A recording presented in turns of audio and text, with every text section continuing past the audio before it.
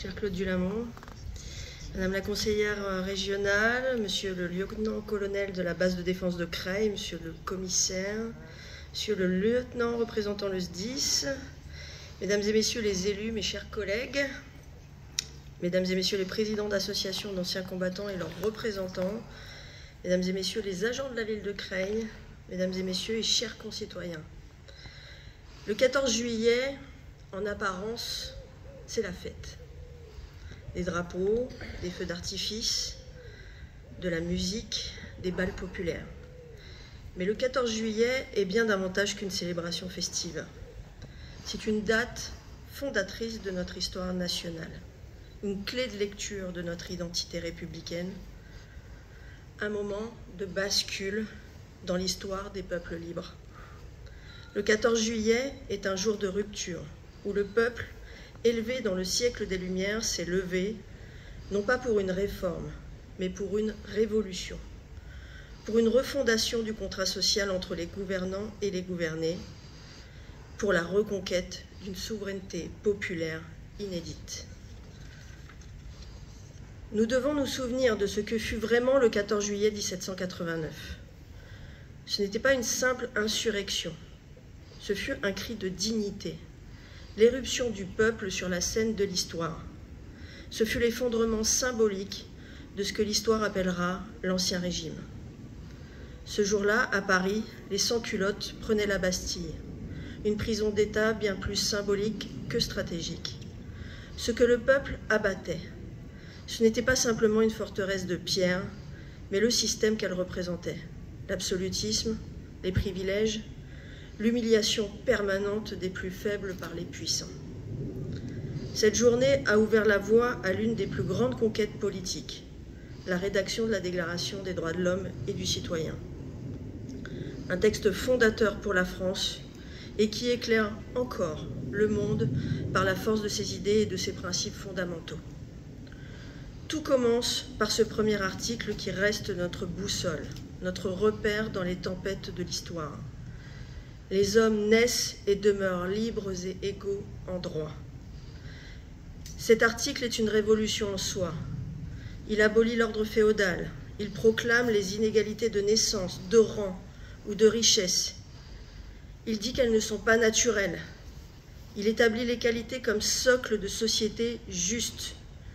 L'idéal républicain prenait ainsi vie. Avec le temps, la République s'est construite avec l'édification d'un État-providence, d'un modèle social qui reconnaît que la liberté n'est pas une simple absence de contraintes, mais la capacité réelle de chacun à vivre dignement. Ce modèle s'est cherché au cours du XIXe siècle et s'est affirmé pleinement après la Seconde Guerre mondiale dans un élan de reconstruction et de justice et de solidarité. Le préambule de la Constitution de 1946, fondement de notre 5e République, porte ce message clair et ambitieux. La nation garantit à tous, notamment à l'enfant, à la mère et aux vieux travailleurs, la protection de la santé, la sécurité matérielle, le repos et les loisirs.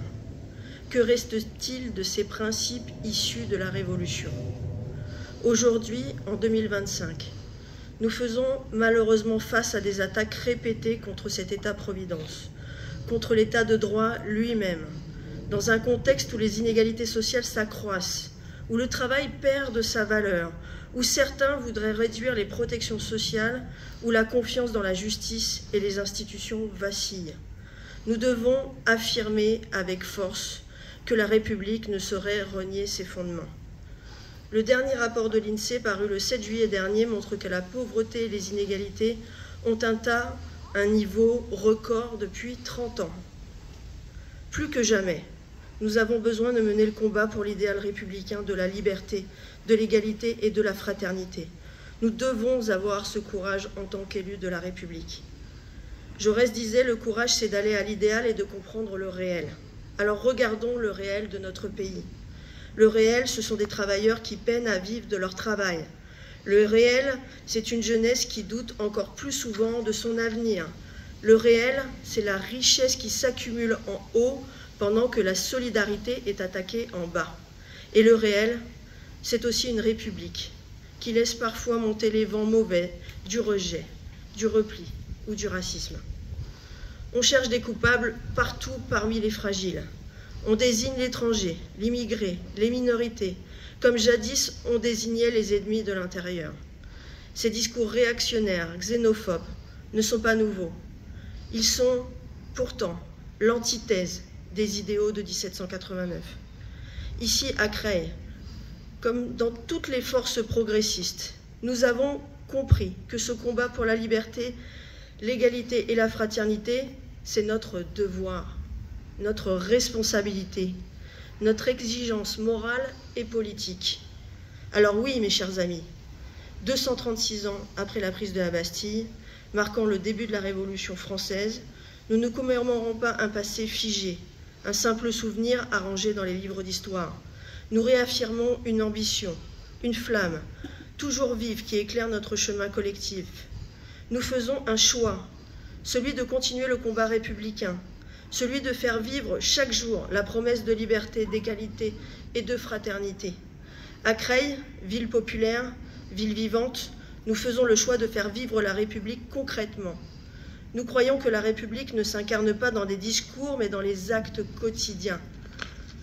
Dans nos écoles, nos équipements, nos politiques jeunesse, nos services publics, dans nos engagements pour la mixité, pour l'inclusion, pour la solidarité, dans nos actions pour nos aînés, qui sont une richesse pour notre commune.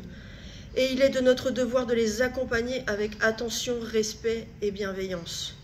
Dans le soutien à nos associations, à nos travailleurs sociaux, à nos enseignants, à nos agents et à nos bénévoles.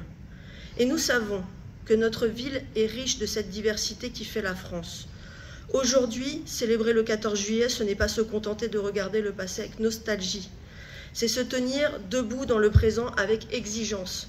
C'est dire que la République ne doit pas être un mot, mais une réalité. Une République qui protège, qui accueille, qui émancipe. Une République sociale, laïque, écologiste, féministe et fraternelle. La Révolution n'est pas un musée, elle est un chantier, elle est notre boussole. Je terminerai mon propos en vous laissant collectivement méditer sur cette phrase de Victor Hugo. La liberté commence là où l'ignorance finit. Et elle fait écho à celle de Robespierre. Le secret de la liberté est d'éclairer les hommes comme celui de la tyrannie et de les retenir dans l'ignorance. Que ce 14 juillet 2025 soit le moment où nous choisissons de sortir de l'ignorance, ignorance des inégalités, des souffrances, de nos responsabilités partagées. Continuons d'œuvrer pour le bonheur et la liberté.